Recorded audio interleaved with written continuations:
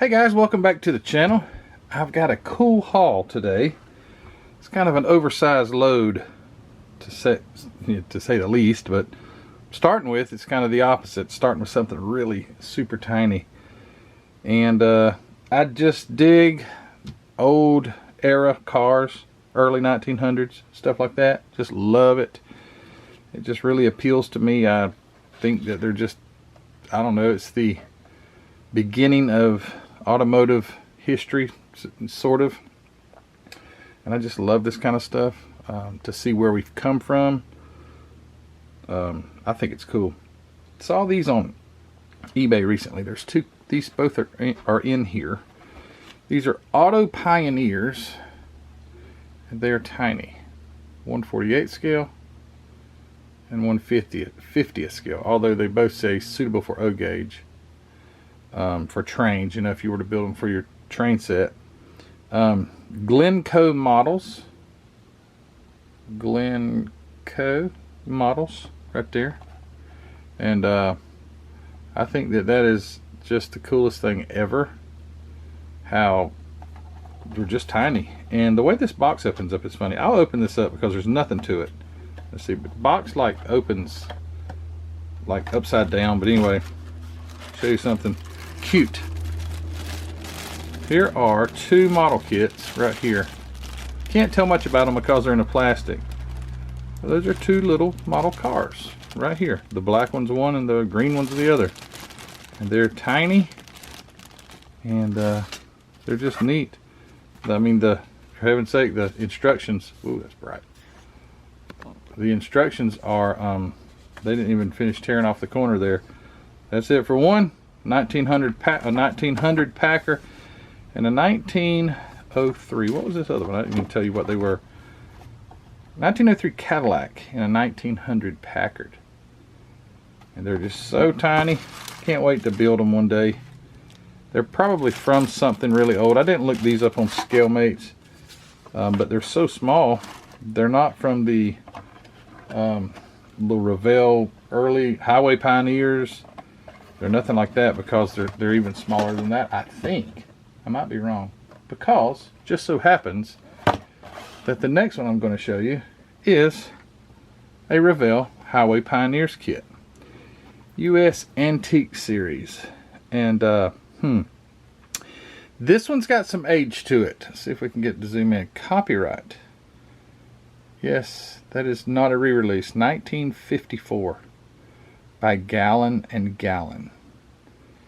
Another Gallon creation. Don't know what that is. The Gallons.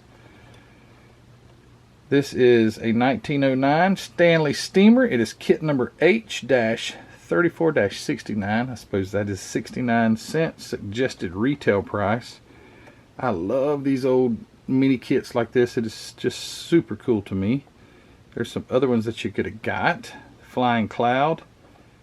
The Stratojet, the Chuck Wagon,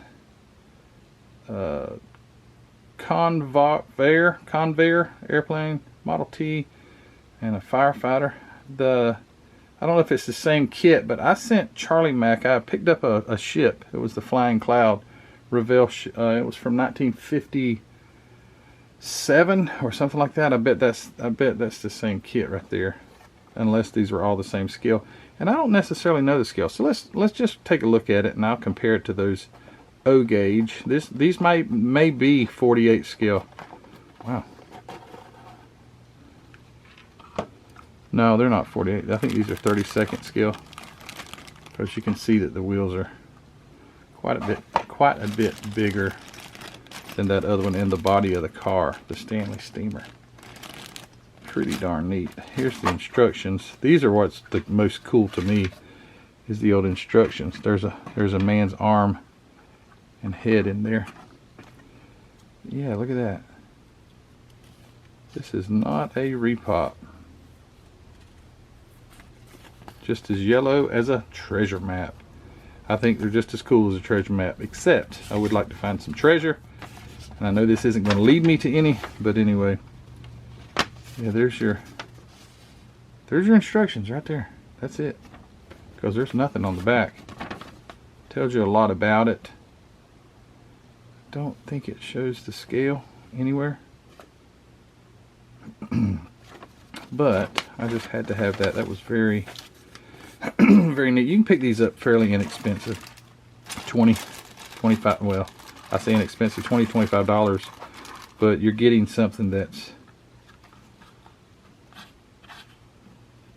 absolutely, I was trying to see what that said. It's something about planned, printed by the something. I can't see, the boxes messed up right there. I was trying to see if there's any more dates or anything. Another 1954. Yeah, 1954 right there.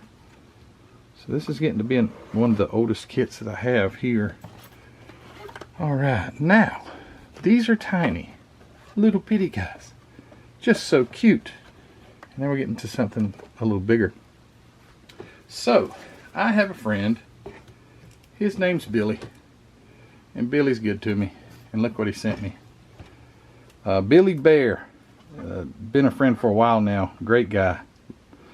He knows I love these old testers, and I like these big Cadillacs and things such as that. I have the Cadillac Fleetwood V16. This is the town cabriolet, the one where the poor guy had to sit out in the rain while the rich people sipped on their tea.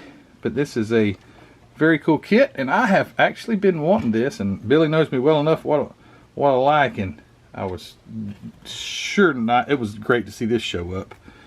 This is a 1985 edition of this. These are nice model kits here. Italeri is the who made the kit, made in Italy. 124 scale, just a giant big. Oh, look at that! That person did a really nice job on the glue on those windows. Maybe I can do better than he did, or she. But yeah, such a cool car. Full engine detail. Big V12 in that thing. It is something else. I want to thank Billy so much. He is just a great friend and a great contributor to my channel, and I greatly appreciate that. Thank you, Billy. Alright, so now even larger as far as scale. That's 24 scale, but that's a big giant car. Those were like tiny, a little bigger. And then we'll get into something that I don't have many of. I don't have any of the model, but the scale. This is 1/16 scale. Minicraft 1901 Dion Bouton or Boughton. I'm not sure exactly how you would say that. I have no earthly idea what kind of car this is, but I love that stuff. 3.5 horsepower. Voituret. Have no earthly idea what that means. 71 precision molded components, many brass metallized parts, steerable wheels, molded in color, 16th exact scale. So this would tell a little story about it. This kit, I looked on Scale Mates. This is kit number Minicraft 1521. But I did look, and so both sides of the box say the same thing. One has a barcode, one doesn't. This kit was from the 80s. They're the water's a little muddy on what year in the 80s, but it just says, the Scale Mates at least 1980 something. They repopped it in 2008 also. And the box art is different. The car is a different color, and it's sitting this way rather than this way. So you could get that kit again back in 2008. But I can't wait to build this. I just got to have more room to put taller kits, because my display cases, they won't really allow a tall kit. So there you go.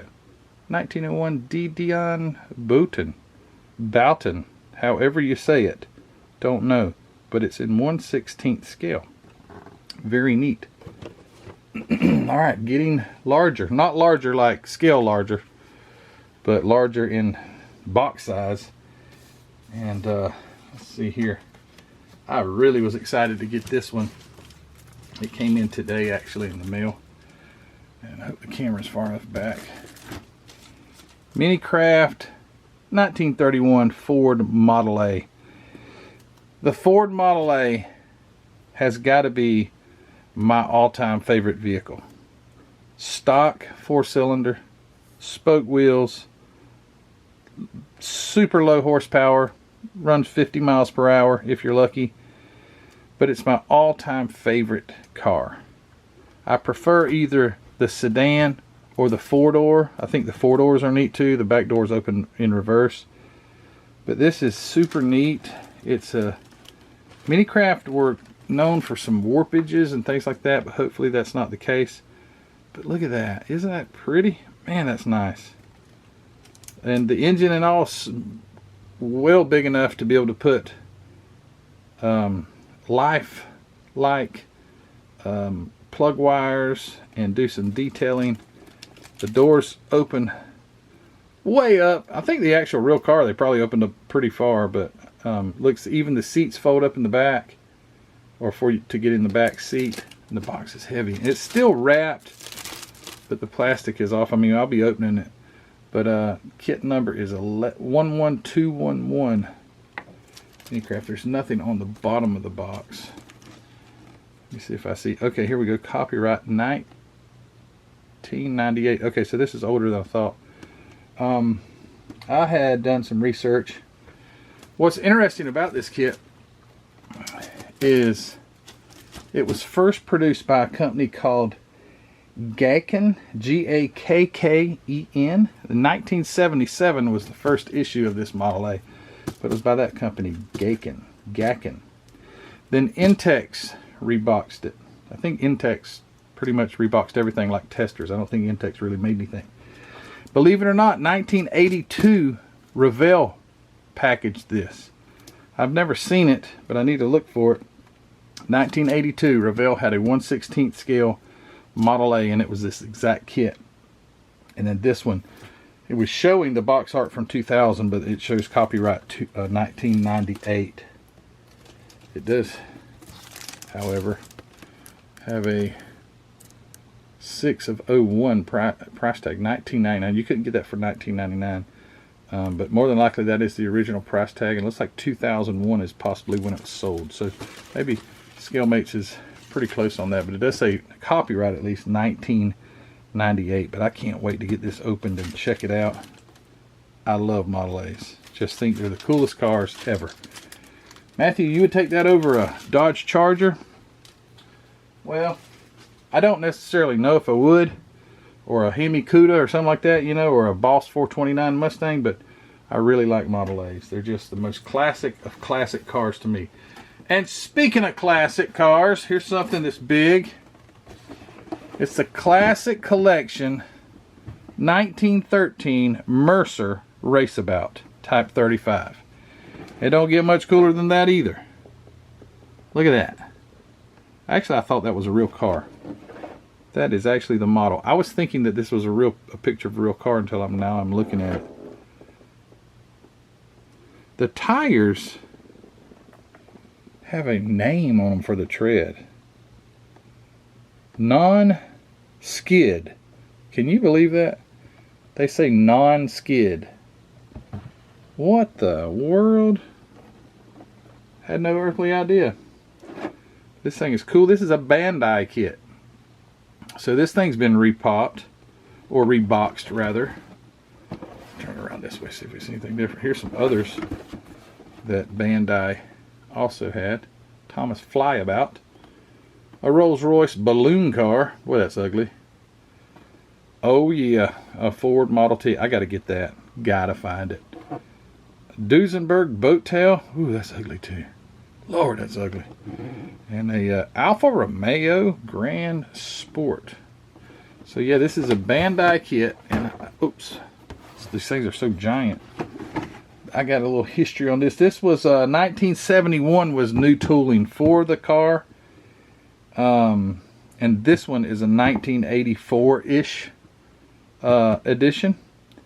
And it was also popped in, or boxed in Intex boxes and Fuman. Fuman, I think, was another Japanese company. F-U-M-A-N. But yeah, this is the Bandai. And I think it's too cool. It's the kit number, if you got a good memory, 050472. No, I'm sorry, 050-4272-2500. $2,500 retail price. No, I don't think so. Yeah, very, very cool. And the boxes are getting bigger. I have kind of arranged some stuff in here so I could stack some larger boxes, which is good because these are these large scale kits. I'm starting to dig them since Billy, by the way, Billy Bear that sent me the Cadillac here. He also sent me that 1/16 scale Packard, and now I've got some others to go along with that. And when I get my shop edition built on, if I can ever afford to do that, I will dedicate some display cases for these 1/16 scale cars. Alright, now the last one, and I think it's, well, obviously I'm going to say it's cool, but anyway. And the largest box of all. And the largest box of all award goes to a Thomas Flyer 1910 Model M40 Flyabout Thomas Flyer.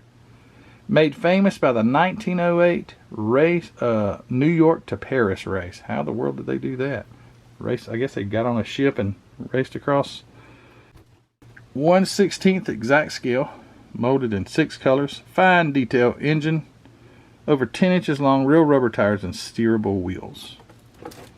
This is cool. This is Intex.